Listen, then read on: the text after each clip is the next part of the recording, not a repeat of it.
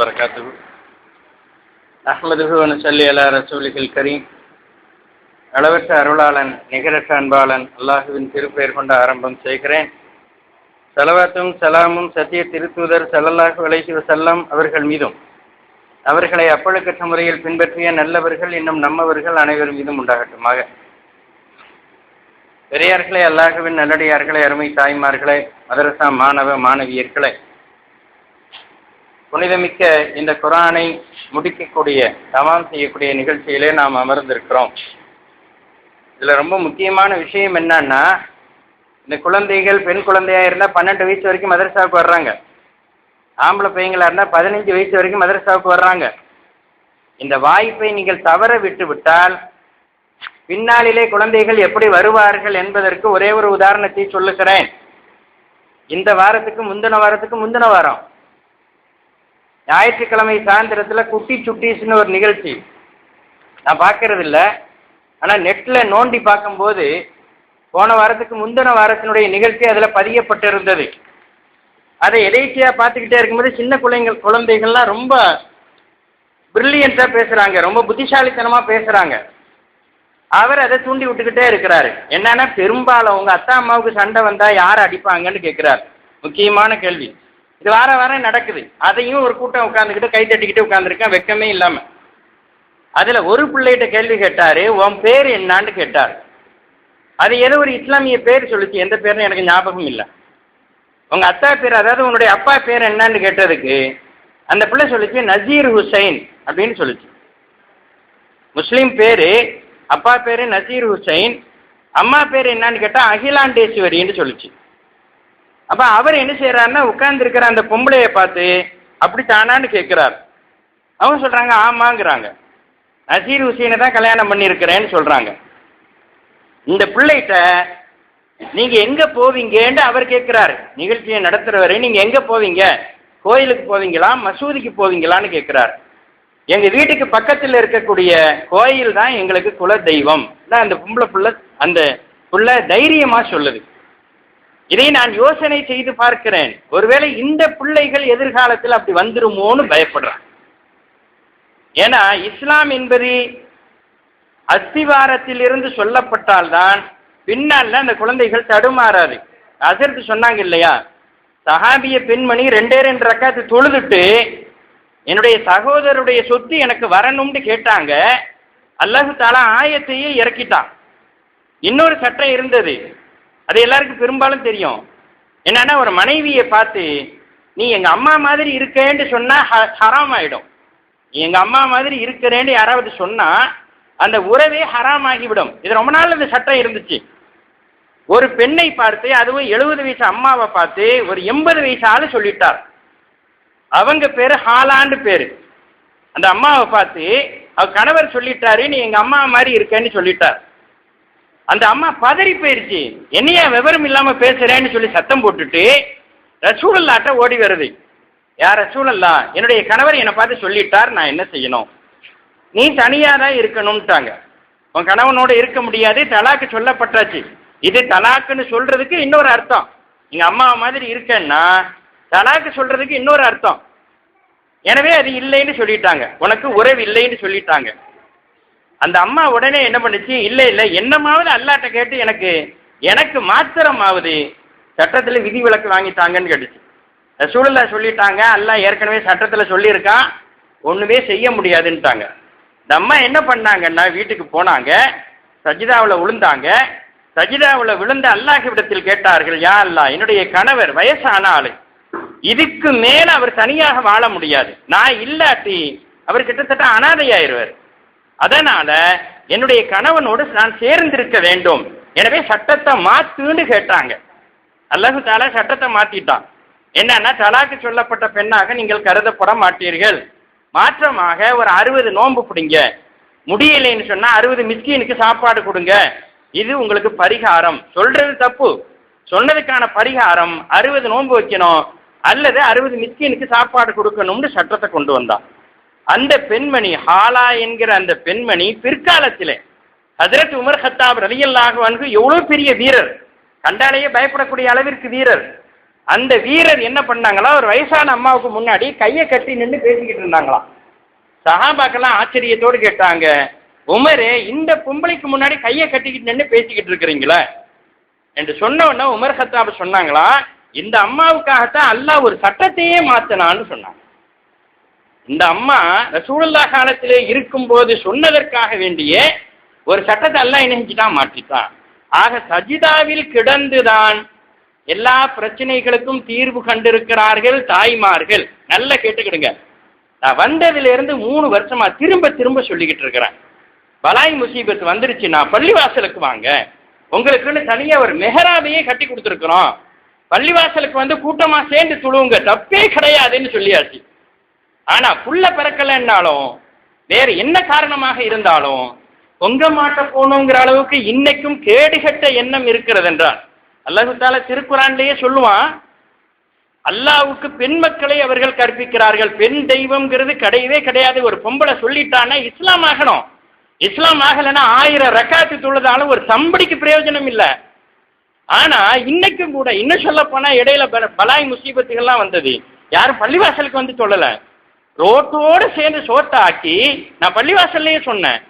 வெக்கம் இல்லாம நம்ம சொல்றோம் இல்லையா, இதை செய்யாதீங்கன்னு யார் சொல்றானோ அவன் வீட்டுக்கே கதவை தட்டி பொங்குமா நார்சா வாங்கிக்கிடுங்கன்னு சொல்றாங்கன்னா இந்த தாய்மார்களை என்ன பண்றது?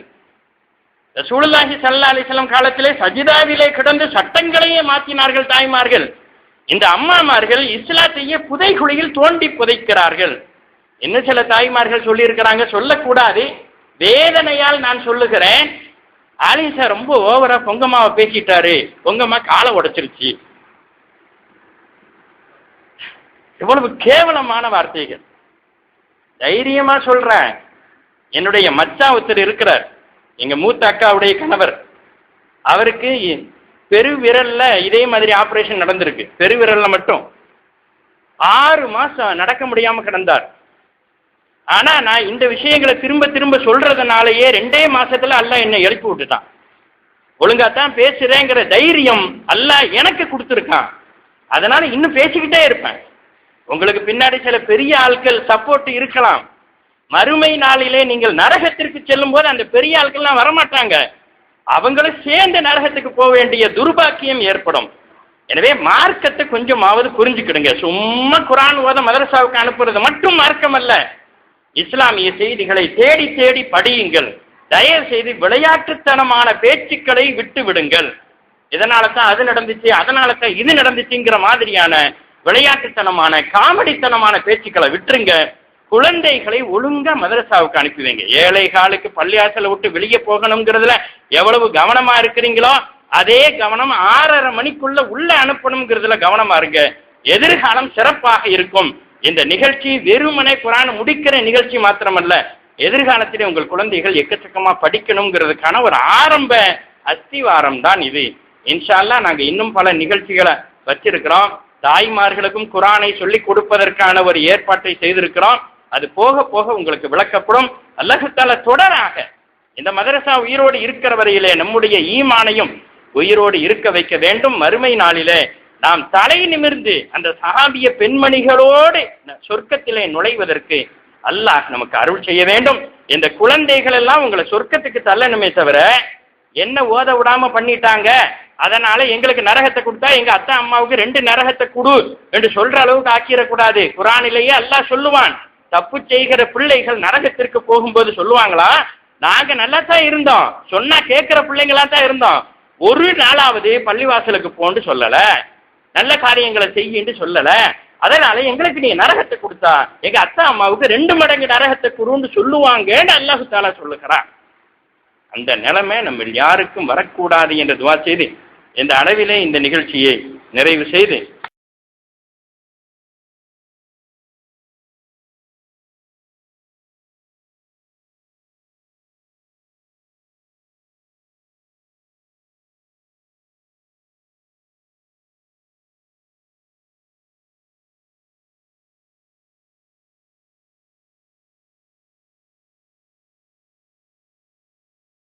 வரகாத்துஹு அஹ்மதுஹு வ நஸல்லி அலா ரசூலில் கரீம்.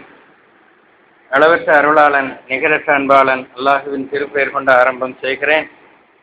ஸலவாத்தும் ஸலாமும் சத்திய திருத்தூதர் ஸல்லல்லாஹு அலைஹி வஸல்லம் அவர்கள் மீதும் அவர்களை அப்பழுக்கற்ற முறையில் பின்பற்றிய நல்லவர்கள் இன்னும் நம்மவர்கள் அனைவர் மீதும் உண்டாகட்டுமாக. பெரியார்களே, அல்லாஹ்வின் நல்லடியார்களே, அருமை தாய்மார்களே, மதரசா மாணவ மாணவியர்களே,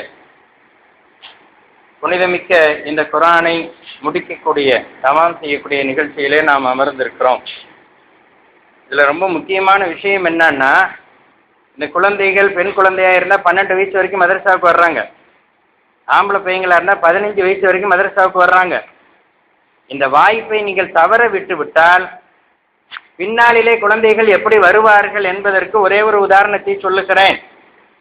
இந்த வாரத்துக்கு முந்தின வாரம் ஞாயிற்றுக்கிழமை சாயந்தரத்தில் குட்டி சுட்டீஸ்னு ஒரு நிகழ்ச்சி நான் பார்க்கறது இல்லை.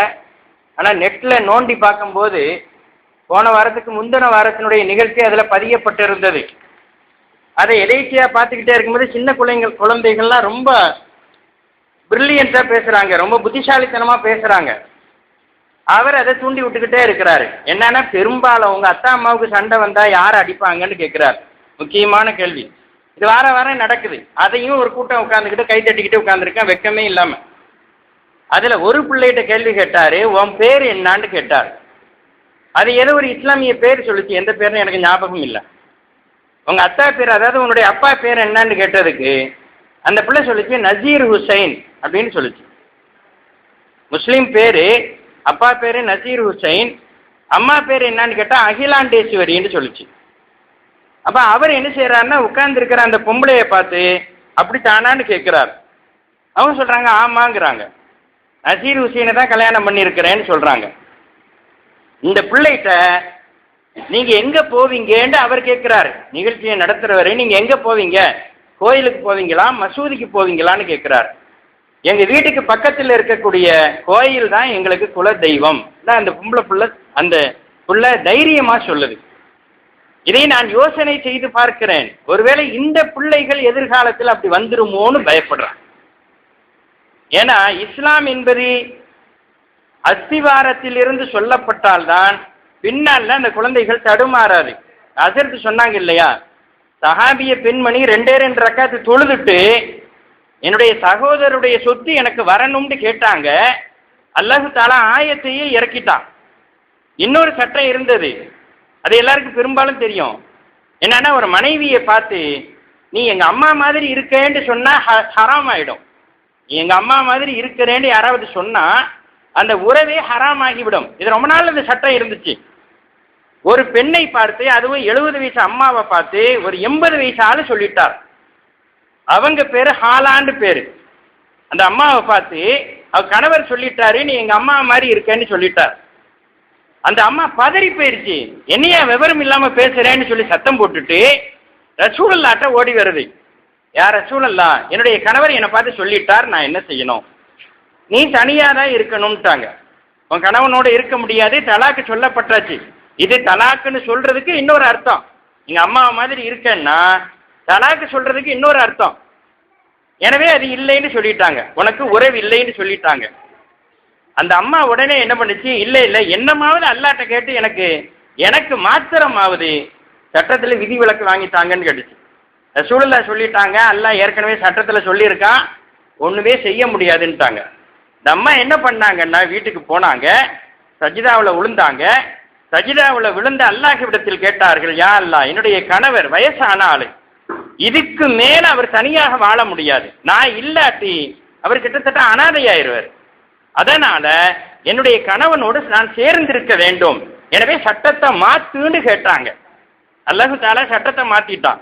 என்னன்னா, தலாக்கு சொல்லப்பட்ட பெண்ணாக நீங்கள் கருதப்பட மாட்டீர்கள், மாற்றமாக ஒரு 60 நோன்பு பிடிங்க, முடியலைன்னு சொன்னா 60 மிஸ்கீனுக்கு சாப்பாடு கொடுங்க, இது உங்களுக்கு பரிகாரம். சொல்றது தப்பு, சொன்னதுக்கான பரிகாரம் 60 நோன்பு வைக்கணும் அல்லது 60 மிஸ்கீனுக்கு சாப்பாடு கொடுக்கணும்னு சட்டத்தை கொண்டு வந்தான். அந்த பெண்மணி ஹாலா என்கிற அந்த பெண்மணி பிற்காலத்திலே ஹஜ்ரத் உமர் கத்தாப் ரலியல்லாஹு அன்ஹு எவ்வளவு பெரிய வீரர், கண்டாலேயே பயப்படக்கூடிய அளவிற்கு வீரர். அந்த வீரர் என்ன பண்ணாங்களா, ஒரு வயசான அம்மாவுக்கு முன்னாடி கையை கட்டி நின்று பேசிக்கிட்டு இருந்தாங்களாம். சஹாபாக்கெல்லாம் ஆச்சரியத்தோடு கேட்டாங்க, உமரே, இந்த பொம்பளைக்கு முன்னாடி கையை கட்டிக்கிட்டு நின்று பேசிக்கிட்டு இருக்கிறீங்களா என்று சொன்ன உடனே உமர் கத்தாப் சொன்னாங்களா, இந்த அம்மாவுக்காகத்தான் அல்லாஹ் ஒரு சட்டத்தையே மாத்தினான்னு சொன்னான். இந்த அம்மா ரசூலுல்லாஹ் காலத்திலே இருக்கும்போது சொன்னதற்காக வேண்டிய ஒரு சட்டத்தை அல்லாஹ் என்ன செஞ்சுட்டான், மாற்றிட்டான். ஆக சஜிதாவில் கிடந்துதான் எல்லா பிரச்சனைகளுக்கும் தீர்வு கண்டிருக்கிறார்கள் தாய்மார்கள். நல்லா கேட்டுக்கிடுங்க. நான் வந்ததிலிருந்து 3 வருஷமா திரும்ப திரும்ப சொல்லிக்கிட்டு இருக்கிறேன். பலாய் முசீபத் வந்துருச்சுன்னா பள்ளிவாசலுக்கு வாங்க, உங்களுக்குன்னு தனியா ஒரு மெஹராபையே கட்டி கொடுத்துருக்குறோம், பள்ளிவாசலுக்கு வந்து கூட்டமா சேர்ந்து துழுவுங்க, தப்பே கிடையாதுன்னு சொல்லியாச்சு. ஆனா புள்ள பிறக்கலைன்னாலும் வேற என்ன காரணமாக இருந்தாலும் பொங்க மாட்ட போகணுங்கிற அளவுக்கு இன்னைக்கும் கேடுகட்ட எண்ணம் இருக்கிறது என்றால் அல்லாஹ் தஆலா திருக்குர்ஆன்லயே சொல்லுவான், அல்லாஹ்வுக்கு பெண் மக்களை அவர்கள் கற்பிக்கிறார்கள். பெண் தெய்வம்ங்கிறது கிடையவே கிடையாது. ஒரு பொம்பளை சொல்லிட்டானா இஸ்லாம் ஆகணும். இஸ்லாம் ஆகலைன்னா 1000 ரக்காத்து தொழுதாலும் ஒரு சம்படிக்கு பிரயோஜனம் இல்லை. ஆனா இன்னைக்கும் கூட இன்னும் சொல்ல போனா இடையில பலாய் முசீபத்துகள்லாம் வந்தது. யாரும் பள்ளிவாசலுக்கு வந்து சொல்லல, ரோட்டோடு சேர்ந்து சோத்த ஆக்கி நான் பள்ளிவாசல்லையே சொன்னேன். வெக்கம் இல்லாம நம்ம சொல்றோம் இல்லையா, இதை செய்யாதீங்கன்னு யார் சொல்றானோ அவன் வீட்டுக்கே கதவை தட்டி பொங்குமா நார்சா வாங்கிக்கிடுங்கன்னு சொல்றாங்கன்னா இந்த தாய்மார்களை என்ன பண்றது? ரசூலுல்லாஹி ஸல்லல்லாஹு அலைஹி வஸல்லம் காலத்திலே சஜிதாவிலே கிடந்து சட்டங்களையே மாற்றினார்கள் தாய்மார்கள். இந்த அம்மாமார்கள் இஸ்லாத்தையே புதைகுழியில் தோண்டி புதைக்கிறார்கள். என்ன சில தாய்மார்கள் சொல்லி இருக்கிறாங்க, சொல்லக்கூடாது, வேதனையால் நான் சொல்லுகிறேன். ஆலிசா ரொம்ப ஓவரா பொங்கம்மாவை பேசிட்டாரு, பொங்கம்மா காலை உடைச்சிருச்சு. எவ்வளவு கேவலமான வார்த்தைகள். தைரியமா சொல்றேன், என்னுடைய மச்சான் ஒருத்தர் இருக்கிறார், எங்க மூத்த அக்காவுடைய கணவர். அவருக்கு பெருவிரல்ல இதே மாதிரி ஆபரேஷன் நடந்திருக்கு. பெருவிரல்ல மட்டும் 6 மாசம் நடக்க முடியாம கிடந்தார். ஆனா நான் இந்த விஷயங்களை திரும்ப திரும்ப சொல்றதுனாலயே 2 மாசத்துல அல்லாஹ் என்னை எழுப்பி விட்டுட்டான். ஒழுங்காத்தான் பேசுறேங்கிற தைரியம் அல்லாஹ் எனக்கு கொடுத்துருக்கான். அதனால இன்னும் பேசிக்கிட்டே இருப்பேன். உங்களுக்கு பின்னாடி சில பெரிய ஆட்கள் சப்போர்ட் இருக்கலாம். மறுமை நாளிலே நீங்கள் நரகத்திற்கு செல்லும் போது அந்த பெரிய ஆட்கள்லாம் வரமாட்டாங்க. அவங்களும் சேர்ந்து நரகத்துக்கு போக வேண்டிய துர்பாக்கியம் ஏற்படும். எனவே மார்க்கத்தை கொஞ்சமாவது புரிஞ்சுக்கிடுங்க. சும்மா குர்ஆன் ஓத மதரசாவுக்கு அனுப்புறது மட்டும் மார்க்கம் அல்ல. இஸ்லாமிய செய்திகளை தேடி தேடி படியுங்கள். தயவு செய்து விளையாட்டுத்தனமான பேச்சுக்களை விட்டு விடுங்கள். இதனால தான் அது நடந்துச்சு, அதனால தான் இது நடந்துச்சுங்கிற மாதிரியான விளையாட்டுத்தனமான காமெடித்தனமான பேச்சுக்களை விட்டுருங்க. குழந்தைகளை ஒழுங்கா மதரசாவுக்கு அனுப்பி வைங்க. 7:15 பள்ளியாசலை விட்டு வெளியே போகணுங்கிறதுல எவ்வளவு கவனமா இருக்கிறீங்களோ அதே கவனம் 6:30 மணிக்குள்ள உள்ள அனுப்பணுங்கிறதுல கவனமா இருங்க. எதிர்காலம் சிறப்பாக இருக்கும். இந்த நிகழ்ச்சி வெறுமனே குர்ஆன் முடிக்கிற நிகழ்ச்சி மாத்திரமல்ல, எதிர்காலத்திலே உங்கள் குழந்தைகள் எக்கச்சக்கமா படிக்கணுங்கிறதுக்கான ஒரு ஆரம்ப அஸ்திவாரம் தான் இது. இன்ஷா அல்லாஹ் நாங்க இன்னும் பல நிகழ்ச்சிகளை வச்சிருக்கிறோம். தாய்மார்களுக்கும் குர்ஆனை சொல்லி கொடுப்பதற்கான ஒரு ஏற்பாட்டை செய்திருக்கிறோம். அது போக போக உங்களுக்கு விளக்கப்படும். அல்லாஹ் தஆலா தொடராக இந்த மதரசா உயிரோடு இருக்கிற வரையிலே நம்முடைய ஈமானையும் உயிரோடு இருக்க வைக்க வேண்டும். மறுமை நாளிலே நாம் தலை நிமிர்ந்து அந்த சஹாபிய பெண்மணிகளோடு சொர்க்கத்திலே நுழைவதற்கு அல்லாஹ் நமக்கு அருள் செய்ய வேண்டும். இந்த குழந்தைகள் எல்லாம் உங்களை சொர்க்கத்துக்கு தள்ளணுமே தவிர என்ன ஓத விடாம பண்ணிட்டாங்க, அதனால எங்களுக்கு நரகத்தை கொடுத்தா எங்க அத்தா அம்மாவுக்கு 2 நரகத்தை கொடு என்று சொல்ற அளவுக்கு ஆக்கிடக்கூடாது. குர்ஆனிலேயே அல்லாஹ் சொல்லுவான், தப்பு செய்கிற பிள்ளைகள் நரகத்திற்கு போகும்போது சொல்லுவாங்களா, நாங்க நல்லா தான் இருந்தோம், சொன்னா கேட்கிற பிள்ளைங்களா தான் இருந்தோம், ஒரு நாளாவது பள்ளிவாசலுக்கு போன்னு சொல்லல, நல்ல காரியங்களை செய்யின்னு சொல்லல, அதனால எங்களுக்கு நீ நரகத்தை கொடுத்தா எங்க அத்தா அம்மாவுக்கு 2 மடங்கு நரகத்தை கொடுன்னு சொல்லுவாங்கன்னு அல்லாஹ் தஆலா சொல்லுகிறான். அந்த நிலைமை நம்ம யாருக்கும் வரக்கூடாது என்று துஆ செய்து இந்த அளவிலே இந்த நிகழ்ச்சியை நிறைவு செய்து